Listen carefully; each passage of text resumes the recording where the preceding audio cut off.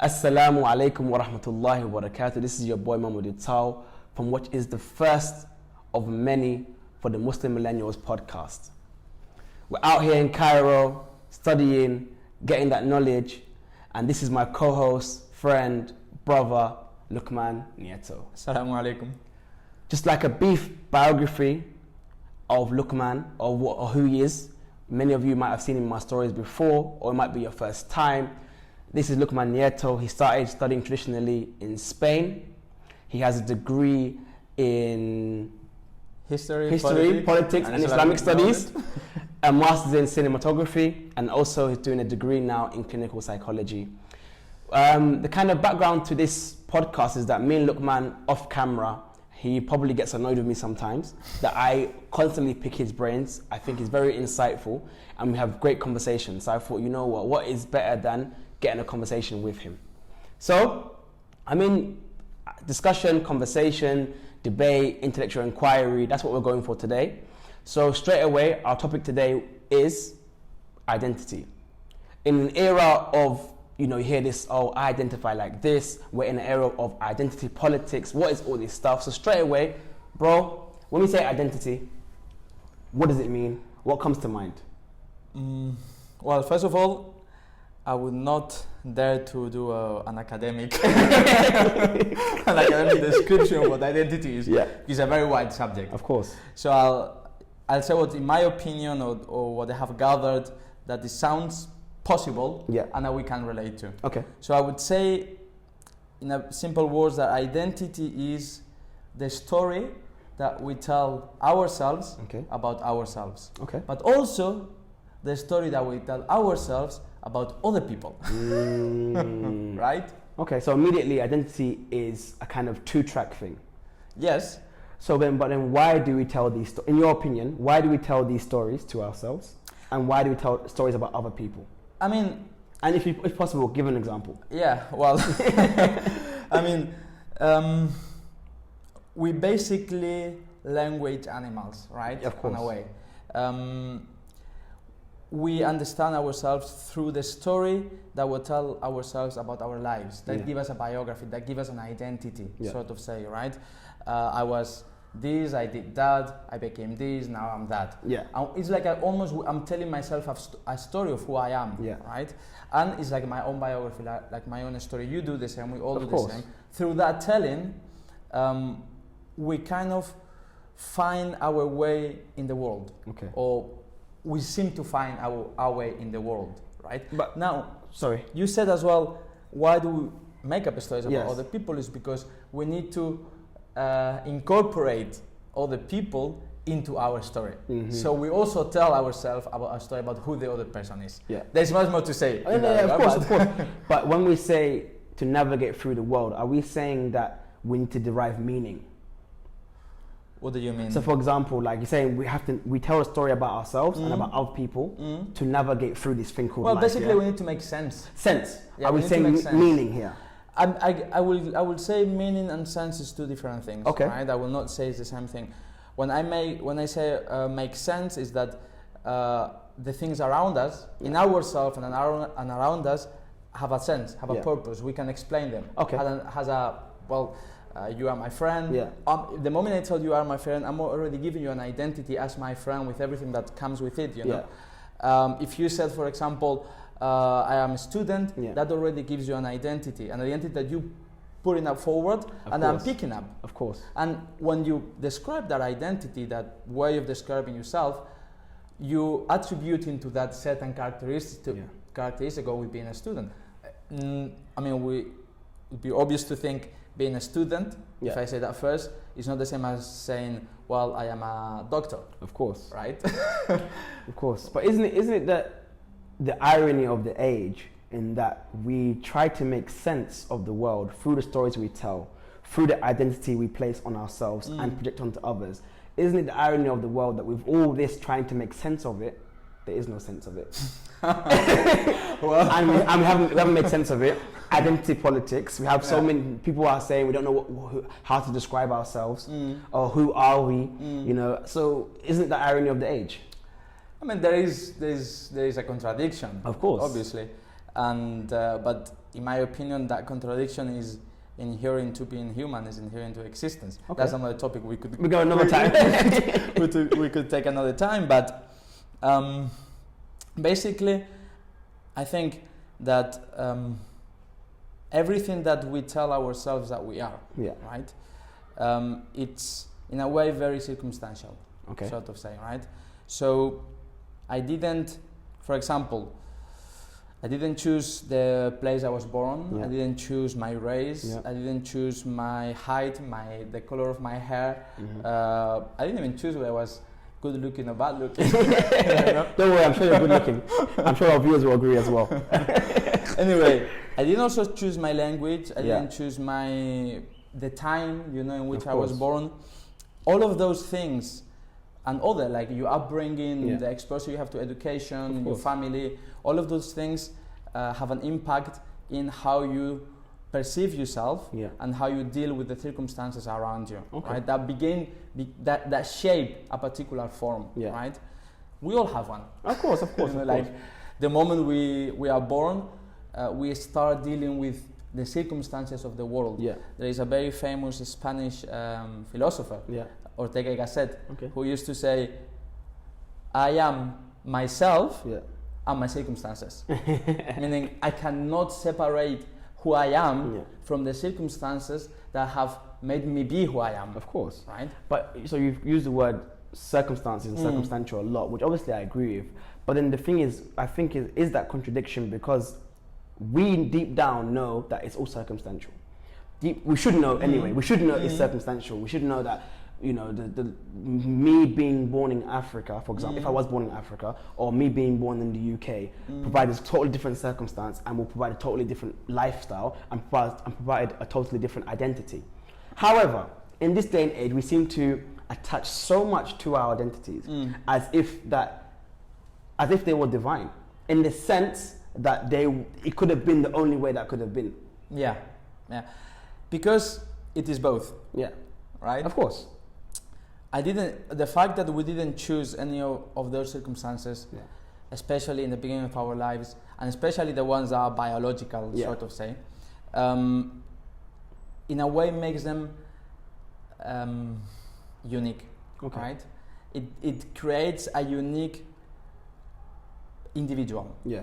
I mean, there isn't two individuals in the world that has exactly the same circumstances. No, even twins. Of course. That are born at the same time, gone through the same family, but they will have different experiences of the world, or even the same experience. They will experience them differently. Yes. So it will create a unique individual. Of course. And that's what we all feel. Yeah. In a way, that we have this unique identity, sort of say, or self-idea, or the idea that we have of ourselves, which is unique because it has come. I mean, it's something that circumstances shape us, and when that happens, it's past, and we cannot change it. Although that's another topic, because I don't think we can change the past. Maybe we cannot change the facts, but we can change the way we understand the past, and therefore it will affect how we think of ourselves at the moment. So, in a way, we can change the past. Okay. but then the thing is, sorry, carry on. So I was saying that although those circumstances are purely circumstantial, by what I mean by circumstantial is that they have no ontological reality. I was about to come to that, Meaning that they are one way, they have been one way, but they could have been any other possible way. Of course. And the multiplicity of individuals in the world, which is 6 billion? Exactly. 7? I'm not sure. Somewhere around that number. Indicates that it could have been all of that possibilities. So what I mean by that is that we cannot attribute an ontological reality to that, to those circumstances, right? While at the same time, it has made us be who we are. Yeah. And then we can carry on because there's more things, I think. But is it an issue if we attach ontological reality to those circumstances? Well, I think absolutely it is a big issue. In a way, we have to behave we need the identity that we have developed through our life. Yeah. It makes us be who we are. Of course. I like coffee. Yeah. You don't. Well, you like Nescafe. You like Nescafe, but I don't accept that as coffee. Luqman is a coffee snob. You see. But what I mean is like, there are certain things that I like. Yeah. And the reason why I like is probably buried somewhere on my past events, Yeah. right? And obviously I develop a taste, acquire a taste and all of that, and I like it. Yeah. And I don't have to say, well, you know, I don't like coffee. Yeah. Coffee is not something that I should drink. Yeah. Well, I like it, why not? Exactly. You know?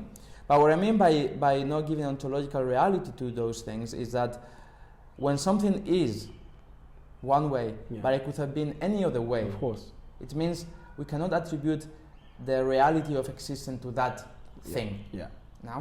Now we today tend to attribute that reality to our identities. Of course. Exactly. So I am this thing. Yeah. This is who I am. Yeah. This identity that my past life, my circumstances have shaped. Yeah. This is who I am. Yeah. Yes, that's true. That's who you are. I'm not questioning it. Of course. I'm just saying that you are what you are, but It could have been. It could have been completely different. Yeah. And in most cases was out of your hands. Of course. And then, so now straight away that comes to mind then is the topic of, obviously identity is a mishmash of so many different things, but straight away race will come into it. It's a very important thing because you find that people will attach, I'll say obviously your race is a part of your identity and that's not a problem. You identify as being white, there's nothing inherently good or bad about it. You identify as being black, nothing inherently good or bad about it. The issue is now when you attach ontological realities to your race is what we have today. Many issues of what we have today. Yeah. Well, that's where I would say the discussion of identity politics come in. Yeah. Right? Because if we look at race politics 50, 60 years, 70 years back, right? What was the main idea or the main topic is that, well, if we were to be in America, to put an example, or even in England, Spain is slightly different. Yeah. We are all immigration came much later. We're still dealing with it. Oh, okay. But anyway, if I would say, well, I attribute to being black certain characteristic of their way of behaving and of the way of dealing with circumstances or the way of acting. They are that way because they are black. And we are this way because we are white. So since we seem to be better in our social arena, then it has to be because there is something inherently better in us. Now, you can do the same. So that argument is flawed. Of course, so many ways. Of course it is. But you can do the same with identity. And it's what's happening in a way. Exactly. It's like the process by which we develop an identity, which is very, it's studied in great depth in psychology, is a very, I don't think we need to go into the very technicalities because there's a lot of different theories. Of course. But one of the main ones is that we develop an identity by attributing ourselves to a particular group. So we first identify the group that we belong to. Then we identify a group that we are different from, or that has a technical name, but I don't know in English, like exogroup. Anyway, so the group that we belong to. Exogroup. The group that we belong to, and the group that we are opposed or we are different from. Right? Now, if I'm different from that, I begin to see those differences or begin to mark those differences because that's our perceptible differences. Yes. We can get to that as well too. But just quickly follow up on that. So identify my group, identify other group which is different from mine. I attribute good qualities to the group I am part of because I need to see myself in a good light. And since I am part of this group, then I share those qualities with that people. And I attribute negative or worse characteristics to the other group. Now, obviously that creates a stereotype. Of course. If you belong to this group, you are a certain way. If you belong to that group, you are a certain way. Right? Now, we stereotype and we say, well, if you are from that group, you are that way, you behave that way, you act that way, all of that. And then when we attribute ontological reality to those circumstances, basically we're saying everyone that is a white male, it's I don't know what you say today, supports patriarchy or something like that. Obviously, we know it's not true, but it does seem to be the discourse on a way, you know. And if I am male, if I am white, it means I represent a certain way of acting, behaving, thinking, etc., etc. Just because I happen to share some outward characteristics with this particular group. And this all stems from when you attach ontological realities to your identity. That is what I think. No, I agree. I remember you put it so succinctly the other day when we were speaking. I mean, you can explain. I'll just briefly. You kind of marked out three camps. And you want to go into that? Or I can say it, I remember it. You said that the first one is when you attach ontological realities to your identity. That's when you get the first camp. I am this way because I am inherently this way. And it's not circumstantial. This is the essence of my being. Therefore, tough luck. This is how it is. I am a white male, and in society I am superior, and it's because I am a white male. Regardless of everything else that happens in society, this is the way it is. And then I am better than them. I am better than them. So superior, I'm superior. So I take my circumstances and I make them my inherent quality of being. Exactly. And since my circumstances are better than the other people's circumstances, it means I am better than them. Exactly. And that's the first camp you get. That's when you have white supremacy and supremacy and racism in all forms. In any way.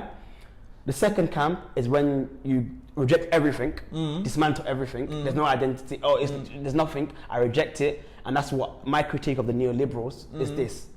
Because it's like, hang on a minute. Yes, it might not be inherent. However, it has a reality, not inherent reality, but has a social reality. So someone who's born in a certain place, of a certain race, of a certain class, in society has privilege. So you saying it doesn't exist or denying it all is also problematic. And that is what you have in the neoliberal movement.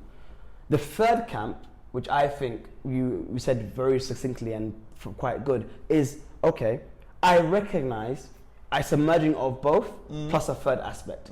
The merging of both is that first I recognize it's not an inherent quality. There's no ontological reality to this. The second camp is that I don't reject it, I recognize it, but then I add to it and say, how can I make things better with what I've got? I mean, that's... I guess... Is that accurate of what you said? I think it's a similar what we talked the other day. I think it's a choice that we all have to make. I mean, obviously... each one has a position of privilege in relation to other people. You know, it's like I might have a position of privilege in relation to some people, but those people I have a position of privilege towards have a position of privilege towards other people. You know, and that is a constant, of course, until you get to the bottom line. Of course, that's a different situation. So we all have to make that decision, which is, okay, I do accept the background I'm coming from. I do acknowledge the good and the bad of it, because in any case, good and bad that comes from with your background. But I acknowledge it. I don't reject it. I am not saying this is the best I could be. I'm saying this is what it is. But how can I act now with what I know and the circumstances around me, so that the wrong that came from it doesn't continue, and the good that comes from it can be increased. Exactly. Right? And you have to accept. I think you have to. It's part of. All of this is very personal, because you have to go into yourself and ask yourself questions. And you have to question yourself. Of course. And you have to question the things that you know, the things you don't know, the things that you think are right, the things are wrong. So it's a very personal inquiry. At the same time, I don't think we have mentioned it, but identities are always social. You know, there isn't. If there was a single person in the world, there would be no identity. There would be that person. That's it. Why is there no identity? Because there's no one to compare it to. Because there's no one to have a relationship towards to.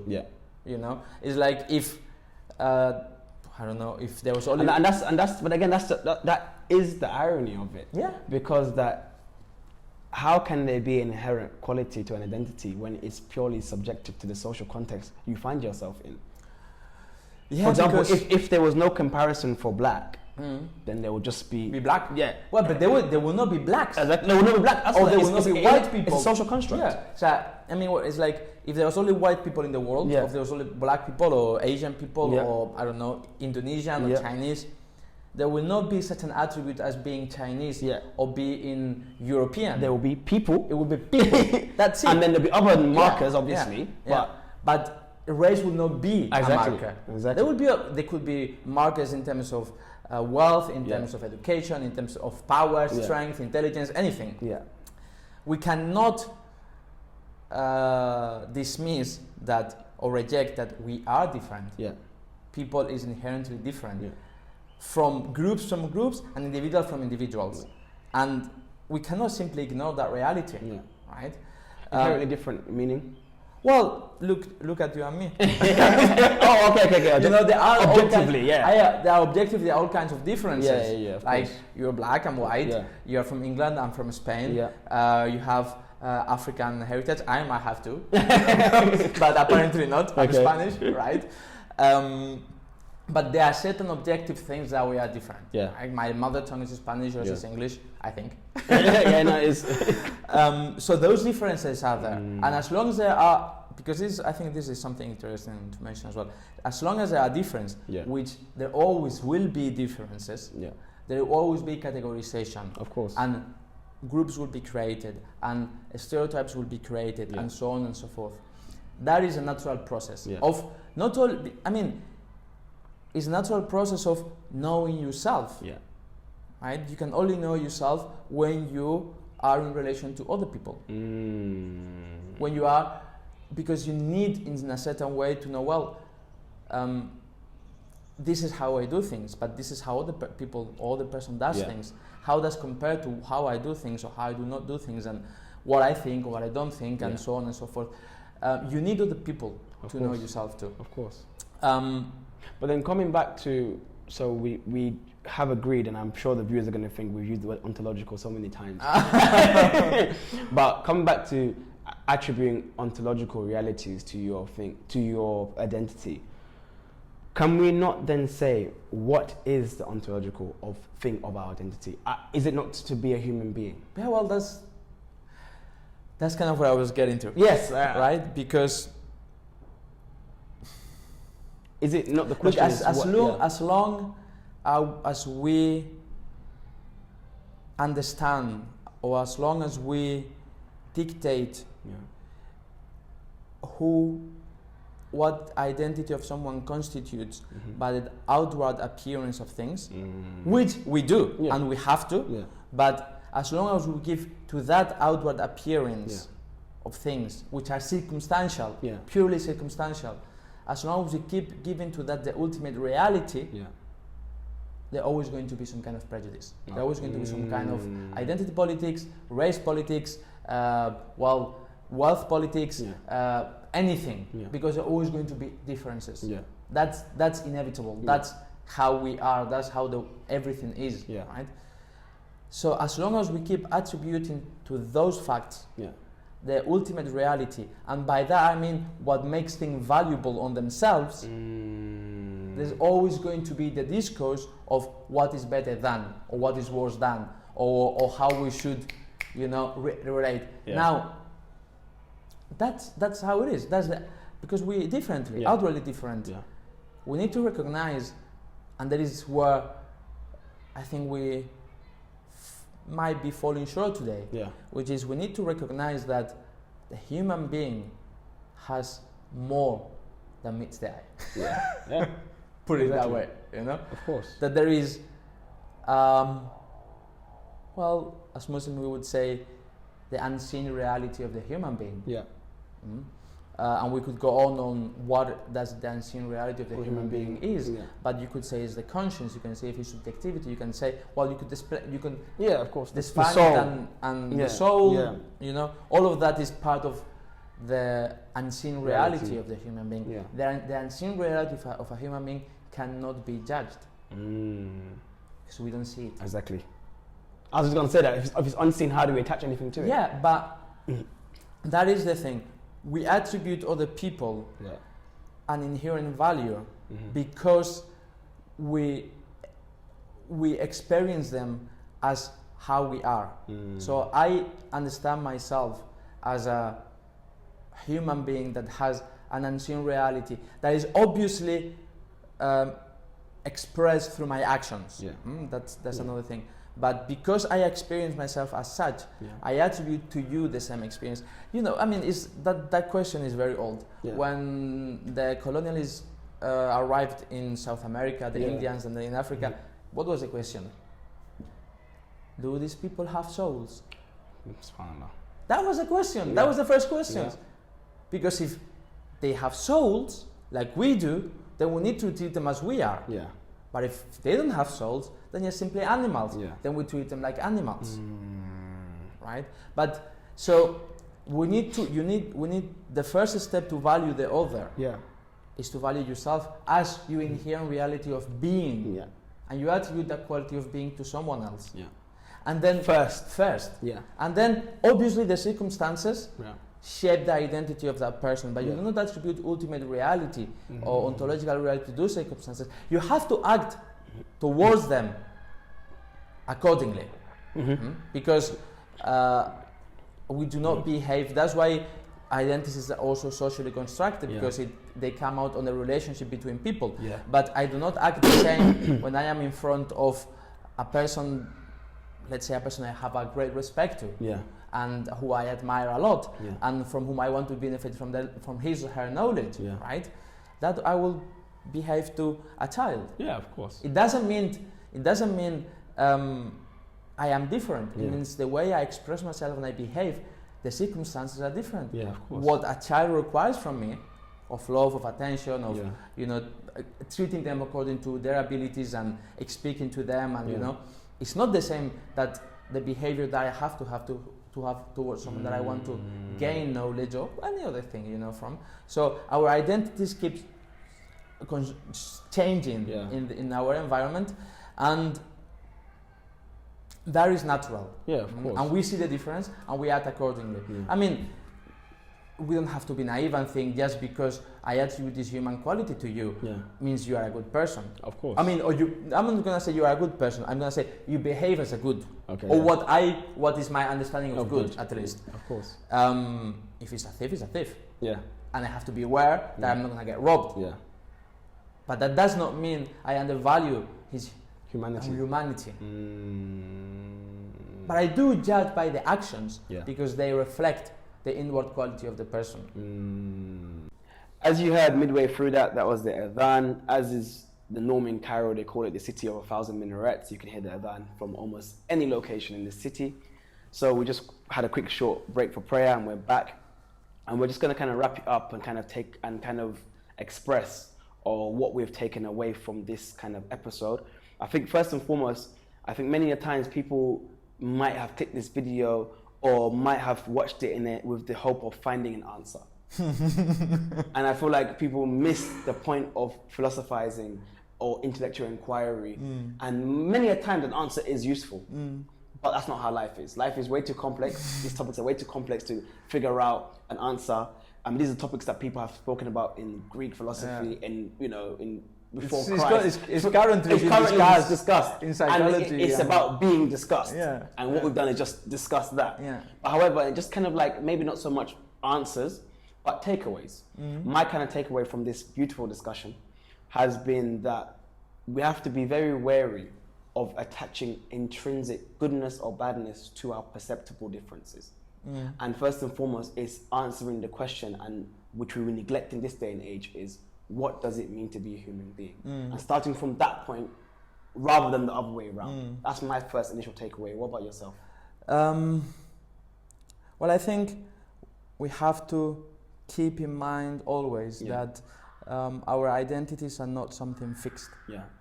It's something that responds to the circumstances around us, on a way. And I'm talking about identity as the story that we tell ourselves about ourselves, as we said earlier. I'm not talking about what we would call the soul or the inherent being of the human. No, I'm talking about the story that we tell ourselves.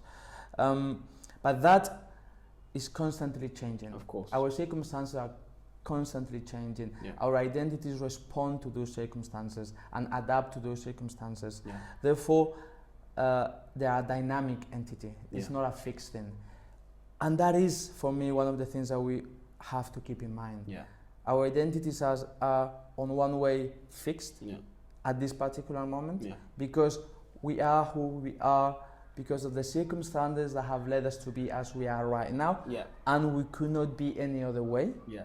While at the same time, everything is being decided at every moment. Mm-hmm.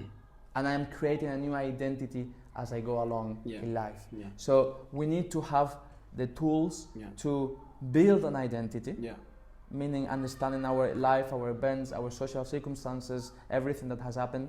So have the tools to build an identity through that, while at the same time we have the tool to deconstruct that identity and build it up again as we go move along, through life. Exactly. And that's the problem. I find that people are just too fixed on it and that it can only be that way. And that's what we have been discussing anyway.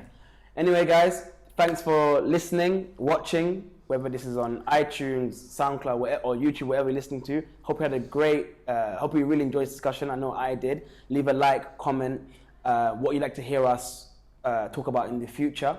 And I feel like this is a discussion that we will carry on again and have again. So if you feel like we missed some topics or missed some points, please leave it in the comments, and I look forward to seeing you all again. Also, this is the first one of our It's the first one of our podcast. So, forgive our...